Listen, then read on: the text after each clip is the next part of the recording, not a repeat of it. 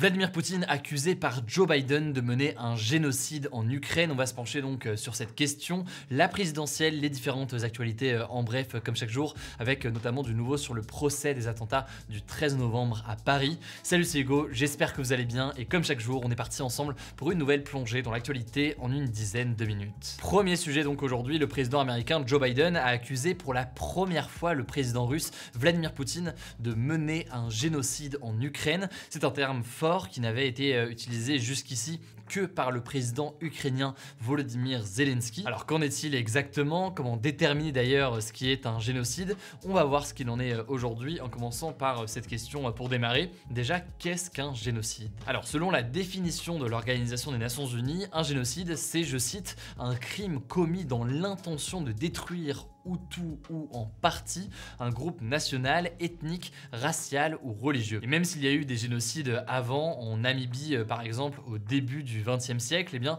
le terme en tant que tel de génocide a été conçu et utilisé pour la première fois pour qualifier l'élimination des juifs par les nazis pendant la Seconde Guerre mondiale. Joe Biden justifie donc l'utilisation de ce terme en déclarant que les forces russes veulent, je cite, détruire l'Ukraine et sa population civile. Il a affirmé d'ailleurs que les preuves s'accumulaient concernant, je cite là aussi, les choses horribles qu'ont faites les Russes en Ukraine, faisant notamment référence aux centaines de corps de civils découverts à Mariupol ou encore dans la ville de Boutcha, dans la banlieue de Kiev ces derniers jours. A noter que le Premier ministre canadien Justin Trudeau a lui aussi évoqué ce mercredi pour la première fois un génocide en Ukraine. Alors de son côté, le gouvernement russe a réagi, a jugé inacceptable que Joe Biden porte une telle accusation à l'égard de la Russie. Et la Russie dénonce par ailleurs depuis des semaines une soi-disant mise en scène de l'Ukraine qui aurait volontairement placé des corps par centaines dans la rue. Une version qui est totalement contestée par les journalistes présents sur place et qui documente la situation sur place ces derniers jours. Bon alors, une fois qu'on a dit ça, qu'est-ce qui peut déterminer ou non que ce qui se passe en Ukraine est effectivement ou non un génocide? Alors il y a évidemment le travail des ONG, des journalistes et puis des historiens ensuite qui permet d'attester ou non d'un génocide à partir de sources et de preuves sur le terrain, mais il y a aussi le travail de la justice qui peut juger et condamner d'ailleurs en cas de génocide. En fait, au XXe siècle, des tribunaux pénaux internationaux ont été créés par le Conseil de sécurité de l'Organisation des Nations Unies pour poursuivre justement les responsables de ces éventuels génocides. Sans rentrer dans les détails juridiques, mais il y a déjà eu plusieurs condamnations et dont la reconnaissance du génocide du peuple Tutsi par les Hutus en 1994 au Rwanda. Et en plus de ces tribunaux, eh bien les tribunaux forcément de chaque pays peuvent aussi juger d'éventuels génocides. Alors pour l'instant, une organisation, l'Organisation pour la sécurité et la coopération en Europe, qui est en fait une organisation régionale de sécurité, a déjà recueilli, je cite, des preuves crédibles sur l'existence de crimes de guerre, donc des violations graves du droit international commises contre des civils ou alors des combattants lors d'une guerre. On peut citer par exemple des tortures, des viols, des prises d'otages ou encore des pillages, avec parfois des actes qui ont été commis par l'armée ukrainienne aussi. On a eu l'occasion d'en parler il y a quelques jours. Mais sur la question du génocide en tant que tel, c'est plus compliqué à prouver car il faudrait prouver qu'il y a une organisation russe visant à éliminer au moins en partie le peuple ukrainien. En fait, selon Julia Grignon, qui est chercheuse en droit des conflits armés à l'IRSEM et qui a été interrogée par le journal Le Parisien, cette déclaration de Joe Biden est surtout une manière pour lui de faire prendre conscience de la gravité des crimes commis par l'armée russe. Alors d'ailleurs, si Joe Biden est le premier dirigeant d'une grande puissance occidentale à employer ce terme de génocide, de son côté, le président français Emmanuel Macron est beaucoup plus mesuré aujourd'hui. Il a dénoncé ce mercredi une escalade des mots et préfère rester prudent. Et c'est d'ailleurs une prise de position du président français qui n'a pas plu à Volodymyr Zelensky, qui a dénoncé des propos très blessants de la part du président français. Bref, qu'il y ait des crimes de guerre commis actuellement sur le territoire ukrainien, c'est assez indiscutable au vu des très nombreux travaux, que ce soit d'ONG mais aussi de journalistes présents sur place. Et on reparlera d'ailleurs d'ici la fin de la semaine ou alors en tout début de semaine prochaine des très nombreuses accusations de viols commis par l'armée russe sur des femmes, voire des enfants directement sur les territoires ukrainiens. Plusieurs enquêtes ont déjà été publiées sur ce sujet-là et on prendra le temps du coup d'en reparler. Pour autant donc, vous l'avez compris, le terme de génocide fait davantage débat aujourd'hui. Quoi qu'il en soit, ça me semblait assez essentiel du coup de faire le tour de cette question aujourd'hui. Et forcément, on en reparlera dans les prochains jours dès qu'on aura davantage d'informations. Dans l'actualité aussi en Ukraine, avant de passer aux autres sujets, d'abord cette première information. Aujourd'hui, c'est le 50e jour de guerre en Ukraine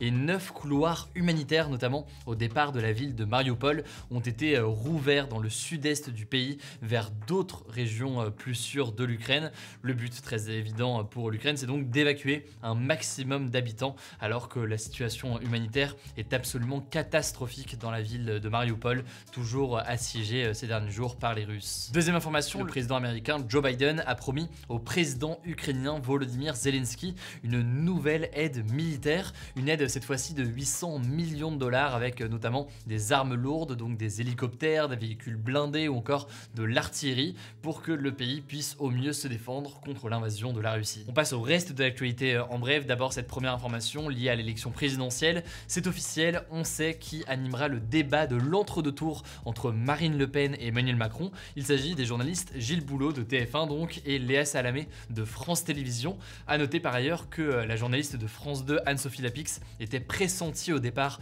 pour animer ou co-animer plutôt ce débat, mais les deux candidats ont refusé qu'elle l'anime. Il lui est en fait reproché d'être trop offensive ou encore trop hostile dans ses questions et le fait donc de l'avoir écartée de cette façon a aussi vivement fait réagir.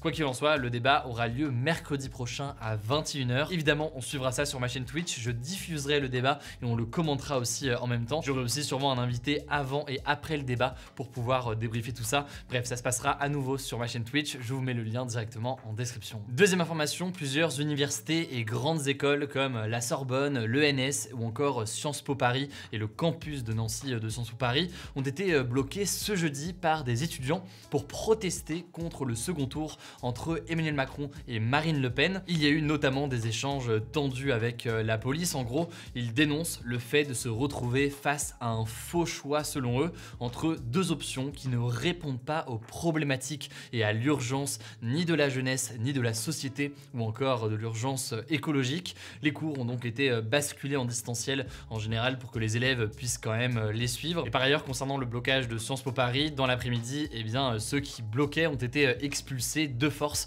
par d'autres étudiants, des jeunes visiblement du syndicat étudiant l'UNI ou encore Génération Z, le mouvement de soutien à Éric Zemmour. C'est donc des blocages qui se déroulent dans plusieurs universités en ce moment avec le message que je viens donc de vous indiquer. On refera un point du coup demain en détail pour voir comment est-ce que tout ça évolue. On continue avec le reste de l'actualité en bref. D'abord cette première information, Salah Abdeslam, le seul membre encore vivant du commando qui a perpétré les attentats du 13 novembre 2015 à Paris, notamment au Bataclan, a raconté sa version des faits pour la première fois au tribunal. Selon lui, il a renoncé à activer sa ceinture d'explosifs car il ne se sentait pas prêt pour ça. Il a même affirmé l'avoir fait, je cite, par humanité. C'est la première fois en fait en 7 mois de procès qu'il raconte sa version de ces événements et c'est une version qui a laissé, vous l'imaginez, très sceptique les victimes des attentats et leurs familles. Il y a donc beaucoup de zones de flou dans son récit. Par exemple, on ne sait pas pourquoi est-ce qu'il était seul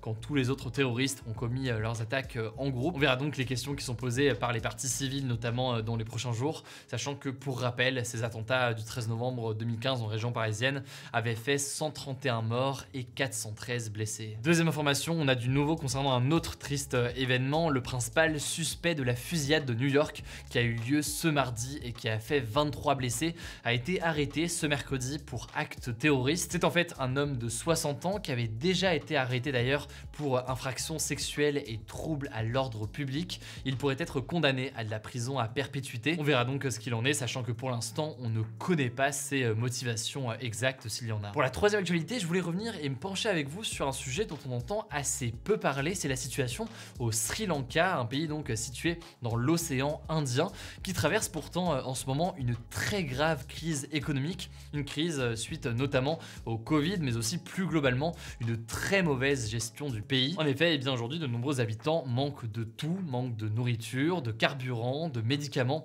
ou encore d'électricité, et ça depuis plusieurs semaines. Actuellement, la situation s'aggrave, le pays s'est déclaré en défaut de paiement, donc le pays a annoncé officiellement qu'il n'était pas capable de rembourser sa dette extérieure. Par ailleurs, des comptes en banque ont même été ouverts à l'étranger pour que les expatriés puissent essayer d'envoyer de l'argent pour venir en aide au pays. Le problème, c'est que que la confiance dans le gouvernement est très basse et donc les gens ont peur que cet argent ne soit pas utilisé pour vraiment aider la population, qu'il parte en fait notamment dans la poche du président qui est accusé d'avoir déjà fait ça dans le passé. Bref, la situation politiquement est très instable, le président pourtant est toujours en place, les habitants voudraient des grands changements dans la politique du pays. Autrement dit, on en parle assez peu dans l'actualité ces derniers jours et pourtant ça me semblait essentiel de faire un petit point sur ce qui se passe au Sri Lanka. Évidemment, je vous tiens au courant. La dernière actualité pour terminer aujourd'hui, ce sera la suivante. Le milliardaire Elon Musk, patron notamment de Tesla ou encore SpaceX, a déclaré ce jeudi qu'il voulait racheter 100% de Twitter pour 54,2 milliards de dollars. En fait, selon lui, eh bien, le réseau social sera beaucoup plus libre d'innover si elle appartient à une seule personne et donc que Twitter sorte de la bourse. Elon Musk imagine une plateforme avec davantage de liberté d'expression, mais ça inquiète aussi certains qui ont peur que ce rachat transforme radicalement le réseau social. La direction de Twitter en tout cas n'a pas encore répondu à cette offre, on verra ce qu'il en est évidemment. Alors j'ai vu vos commentaires hier qui étaient très pertinents et qui suggéraient effectivement d'avoir un débat, pourquoi pas sur le septennat, puisque l'idée de passer du mandat présidentiel de 5 à 7 ans, on l'a dit, c'est quelque chose qui est porté par les deux candidats à la présidentielle. Du coup ce sera le débat aujourd'hui, faut-il passer à un mandat de 7 ans pour le président de la République en France? Et du coup pour voter ça se passe directement dans l'onglet communauté de cette chaîne YouTube, vous avez différentes options, notamment rester à 5 ans, passer à 7 ans et passer à 7 ans renouvelable, donc renouvelable une fois. Je vous laisse voter directement dans l'onglet communauté. N'hésitez pas par ailleurs à vous abonner à la chaîne pour ne pas louper les vidéos suivantes. Prenez soin de vous, prenez soin de vos proches et on se dit à demain pour une nouvelle vidéo.